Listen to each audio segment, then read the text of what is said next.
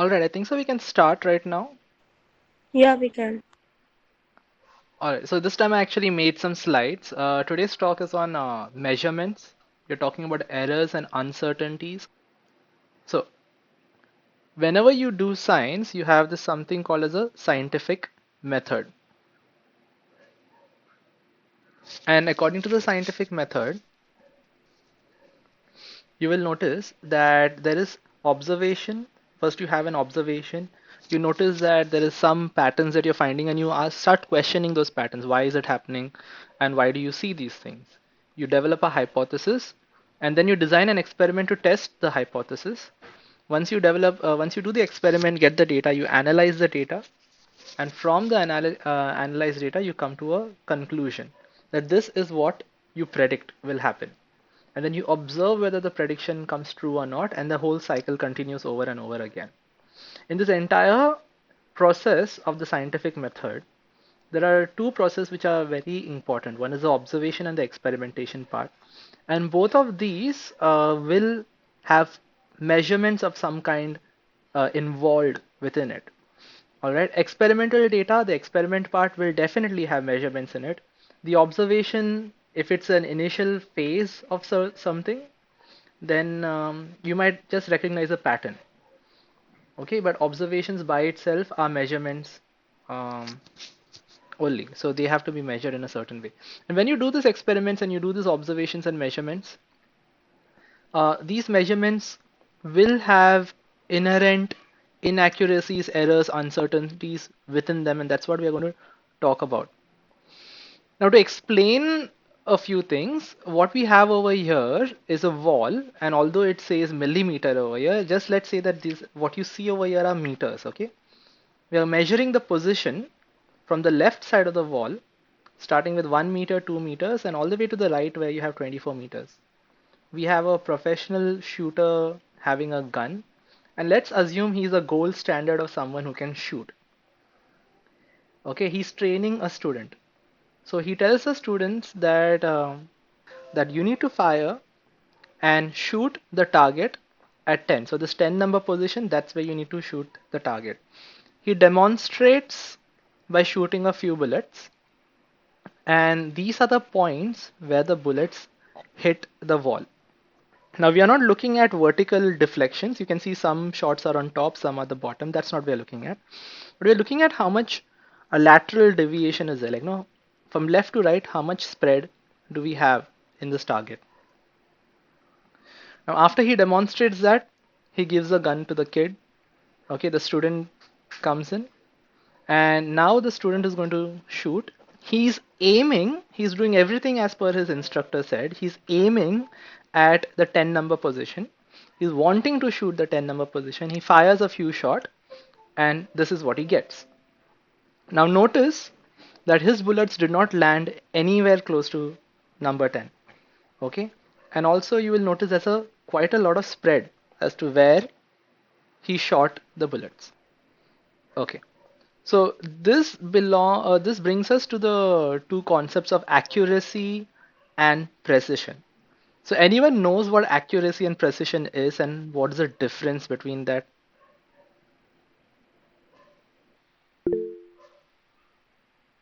Accuracy is being completely correct. Okay, that's a good definition. Accuracy is about how correct the measurement is. Anyone else? What about precision? How do you quantify accuracy? Is the students assuming that the first shot, the instructor is extremely accurate? Can you say that the student is accurate? It's a yes no No, we question. can't say this No. accurate. Okay, but like, is he accurate enough? Like, is the accuracy good enough? How close the measurement is? So Khushi is saying that like it's about how close the measurement. Precision is about precision to 0%, but accuracy is not that precise. Precision is when error is least. All right. So good enough answers, really good answers. So let's look at what accuracy and precision is. Okay. So we are going to look at accuracy first. First thing is you will notice that the instructor's shots were all at the number 10. That is the position that he was looking for. All right. And if you average out all his shots wherever it landed, it will all be around the number 10. The student's shot, however, landed at number 13. So this red line is the expected value. That's the true measurement, so to say. Blue line is what we got after we actually did the measurement. Okay, so expected value is something that you're looking for, and measured value is what you get in an experiment. All right.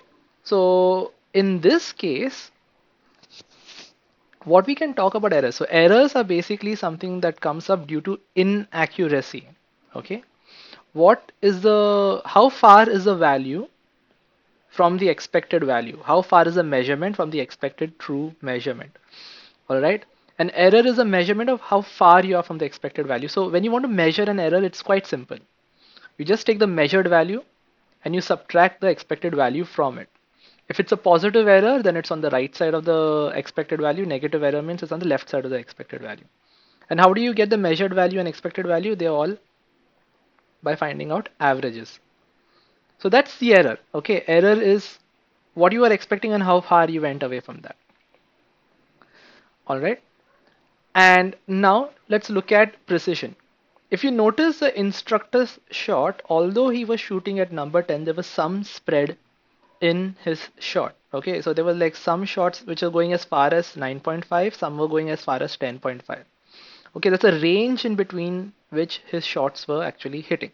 If you look at the student's shot, the range was quite longer. Okay, it was larger. So precision is basically the spread of value around a certain measurement. Okay, so left side value is a minimum, right side value is a maximum, and in order to measure precision, you have multiple ways of doing it. Okay, the most common way of measuring precision is you just take the maximum minus minimum, that will give you the range, and then divide it by 2. So in this case, what you get is maximum, which is 14, minus minimum, which is 12, and you divide by 2, you will get 1. What we get over here, what we are measuring over here is uncertainty. And remember, uncertainty is different than error. Error is how far you are from the true value. Uncertainty is the spread of value. Okay. Every measurement, no matter how inaccurate, will always have some uncertainty. All right. But the expected value is the only one that does not have an error. So in this case, if you look at the student, the bullet location or the average location of the bullet is 13, but the uncertainty is plus or minus 1 meter. So it is some bullets landed up to 14, which is plus 1 meter. Some bullets landed up to minus 1, 12, which is minus 1 meter. The error of course is plus 3. Why is it plus 3? Because we were expecting it to be at 10, but it landed on 13. Or most of the things were around 13. Can anyone tell me what is the bullet location for the instructor? Like given this, what would the uncertainty in this measurement be for the instructor? Uncertainty for the student is plus or minus 1. Uncertainty for the instructor. 10 plus or minus 0.5. That is right, Kumar. Okay. What would the error be?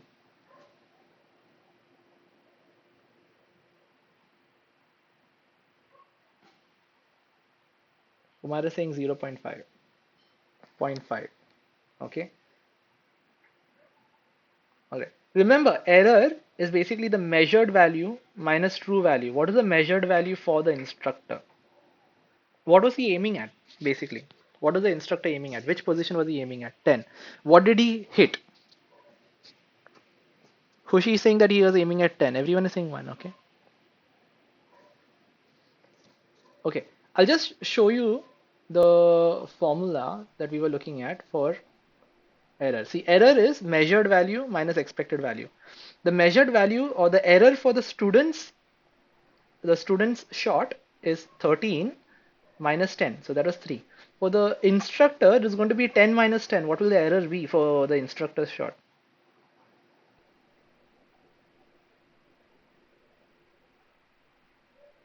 0. That would be right.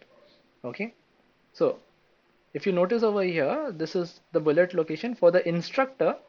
His measurement is 10 plus or minus 0.5 meters. Okay, so the uncertainty in this shot is 0.5 meters. So there's a spread of 0.5 meters, but the error is 0 meters because he was shooting at 10 and all his bullet landed on 10, or the average position of all the bullet came out to be 10. Okay, so that's the difference between error and uncertainty. That's one thing. And also the difference between precision and accuracy. Accuracy is how far from the true value. Precision is a spread around the measurement. Now what we have over here is an experiment that a student was doing with a pendulum. Okay, he's made a made a table over here.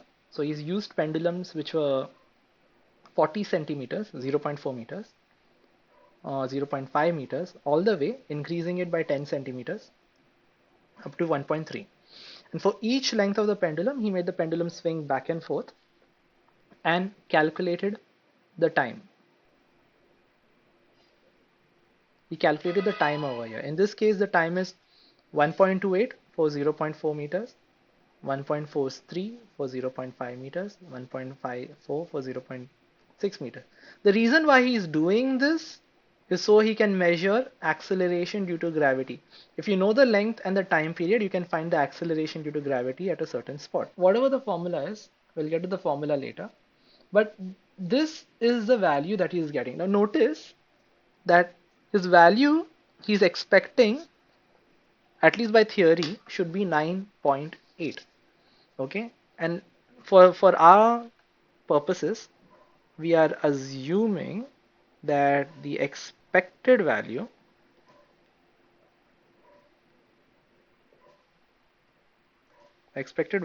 is 9.8. Okay, now how do you know whether his value that he has got is, does this value have some error? He's having multiple measurements to work with. Okay, we are entered the 11th and 12th grade level of physics. Okay, right now he's made an experiment. Pendulum, swung the pendulum, got the time period using the values, he's got the acceleration due to gravity. Now he's expecting 9.8, but his values are fluctuating a lot. So first thing is to find out what is expected value, whether it has any errors or not. You can find out the average of all the values. Okay, and as you can see, his average is 9.83. Expected value is 9.8. So is this a good experiment for reliability? If he's testing his reliability, would you say that this experiment is good? How much is the error? Okay, Vaishnav is saying, and everyone is saying over here 0.03. And that's right. Okay, so the error in this case would be 0.03. Alright, so when you subtract both, that's the error. Now, my question is whether is this error an acceptable error? What would make this error an acceptable error? Second, how do we find the precision of all of this error? Like, now, what is the precision of this particular experiment? Okay, or the uncertainty rather. In this case, I said the uncertainty is maximum value minus minimum value divided by 2. Okay, that's how we would find. That's the most basic way of finding uncertainty. So let's look at what the maximum value is over here. Can anyone tell just by looking what the maximum value is? It would be easier if you actually unmute and speak because I have to come to the Google Meets to check the answers if you are typing. Okay, Vaishnav is saying 10.08.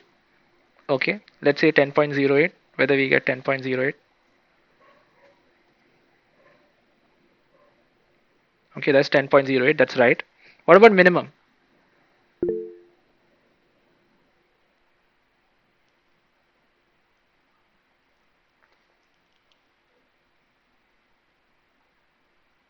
Nine point six four.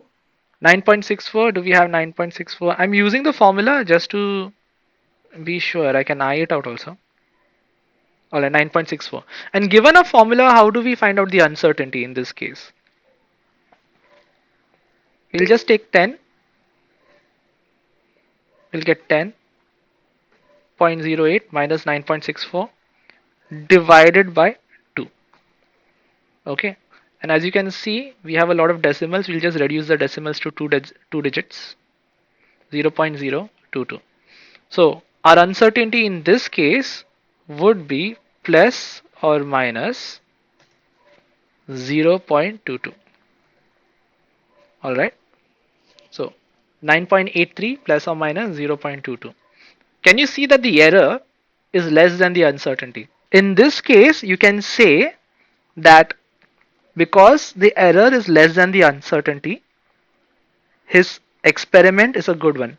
Remember, this is a verification experiment. Before we even started the experiment, we know what the value was supposed to be. We knew that the value was supposed to be 9.8. Whenever science is done, so for example, even with Einstein, let's say he gave us a general theory of relativity, he made sure that he gave an experiment saying that if you do this experiment, you will get a certain value, and that value will be within so and so range. So Einstein gave an expected value. Scientists went and did the experiment, got some other value. And how do you know whether this value from experiment is good enough? You check the error, you check the uncertainty, and compare both. As you notice, the error is 0.03, which is much less than the uncertainty, which means that whatever measurement you did, your expected value falls within that range of measurement. It falls between 0 plus or minus 0.22. All right. So that's your uncertainty. Uh, Notice, I'm not sure if I don't think most of you all have done quantum mechanics in your course, like no, like a proper with mathematics and all that stuff. But even in when you do quantum mechanics and you're talking about the position of the electron, or you're talking about the velocity of the electron, momentum of the electron, there is something called as expected value, which is not different from what we just did over here. Okay, finding the average of all these values that we measured, we got a single value that represents everything over here. Okay, this single value within quantum mechanics is called the expectation value. All right, and the uncertainty is a spread around this. So when you talk about uncertainty, Heisenberg's uncertainty principle, okay, it is very close to this. If you do experimentally try to find the position of an electron, you will get multiple values like this. When you take the average, that would be the expectation value for the position of the electron. And when you take the deviation or the uncertainty of this, that would be the uncertainty within the position. So the calculation that you did over here, okay, represents the same thing that you might do in quantum mechanics. All right. So everything so far so good.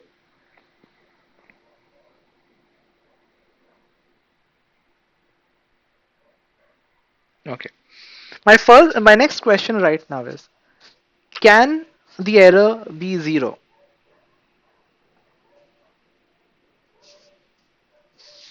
Kumar is saying no. Some cryptic characters are saying no. Why not? Why can't the error be zero? From the definition that we discussed so far. And don't put it in the chat. Just like unmute yourself and talk. That'll be faster.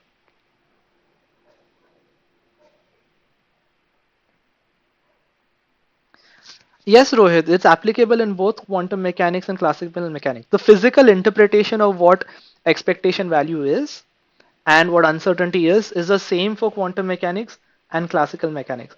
There's a slight difference in what could you get, the values that you could get. That's where classical mechanics and quantum mechanics differ, which is what I'm getting to. So when I'm asking you, can the error be zero? I got some of them saying yes, some of them saying no. Who said yes? Why did you say yes? Who said no and why did you say no? I can say Khushi said yes. Khushi, would you like to explain why error can be zero?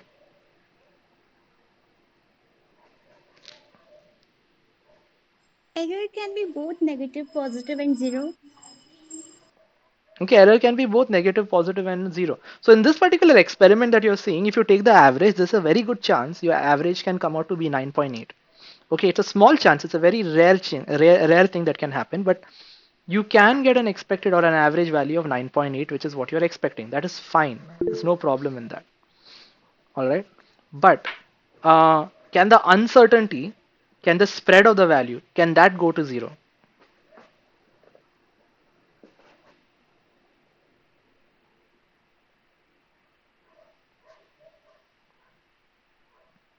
Okay. That will never go to zero. There will always be some spread. Okay. You will always have uncertainty in any experiment that you do.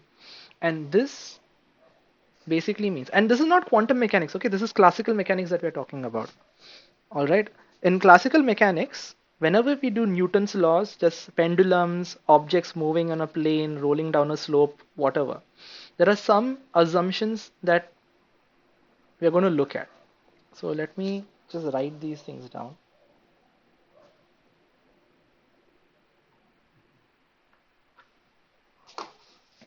All right.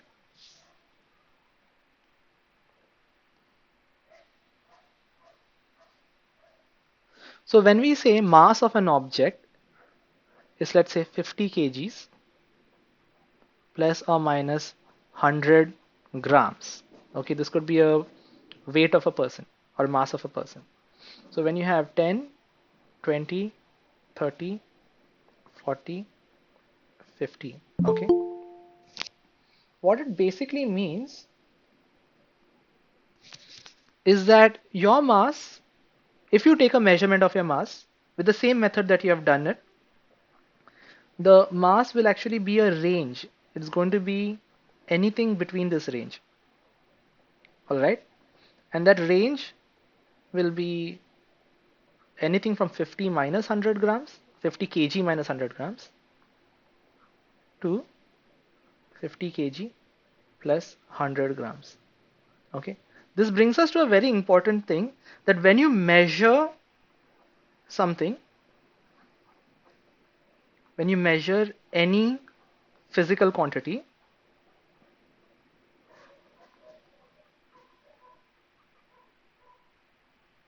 okay, you will get a range, not a single number. Okay, if someone tells you what is the length of the table that you're working at, they might say that the length is 1.3 meters. But this would be wrong. Okay, in physics, whenever you give a measurement, that measurement has no sense until you actually give the uncertainty. You have to talk about the spread in the value of measurement. In this case, it will be plus or minus 0.01 centimeters or 0.01 meters. Okay. So whenever you talk about any measurement, you're going to talk about average value of multiple measurements plus or minus the uncertainty or the spread. So every measurement that you do is basically a spread. It's a range of multiple values. Okay, you will never get a measurement which is signified by just one single number. It will always be some number plus how much that value is spread. Okay, so measurements in physics are always spread. It's a range of number. It's a range of things. There are few things that we will assume. First of all, error can be zero, that we have seen already, and that can be a rare instance. But when it comes to uncertainty, these are the assumptions that we have. Uncertainties. Okay. These are the assumptions that we have about uncertainty. The first assumption is that uh, there will always be uncertainties in your measurement. And I'm not talking from a quantum mechanics point of view. This is classical mechanics. There will always be uncertainties. Your instrument can never be accurate enough. You will always have some kind of disturbance from outside, some kind of random noise, anything. The second assumption is you can always reduce the uncertainty. Okay? How much ever you want.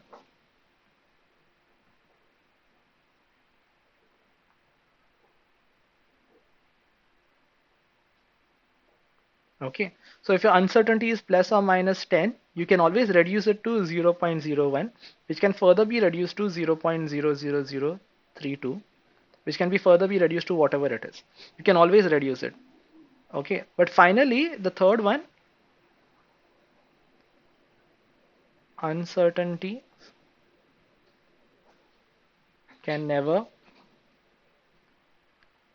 be reduced to zero. Okay, you can decrease it, but you can never eliminate it. All right, so uncertainties can never be eliminated. Where classical mechanics differs from quantum mechanics is this particular part. In classical mechanics, if you're measuring the position and momentum, so let's say uncertainty in position, so let's call that x, and uncertainty in position will be delta x. Okay, so delta x, I can write that as whatever value. That spread in your position, measurement of position can be 0.01. And when you calculate the momentum can have a measurement of 0.1. That's the spread in your measurement of momentum, not the measurement itself. Okay, the measurement can be anything. The position of the object can be 3 meters plus or minus 0.01, and the momentum can be 7.2 kg meter per second plus or minus 0.1.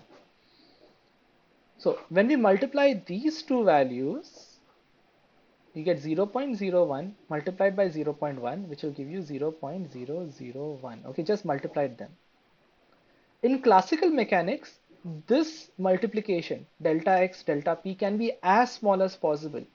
Okay, you can reduce it to arbitrarily small numbers like 10 raised to minus 57, no problem, you can do it. 10 raised to minus 132, no problem, you should be able to do it as long as you develop good enough experiment.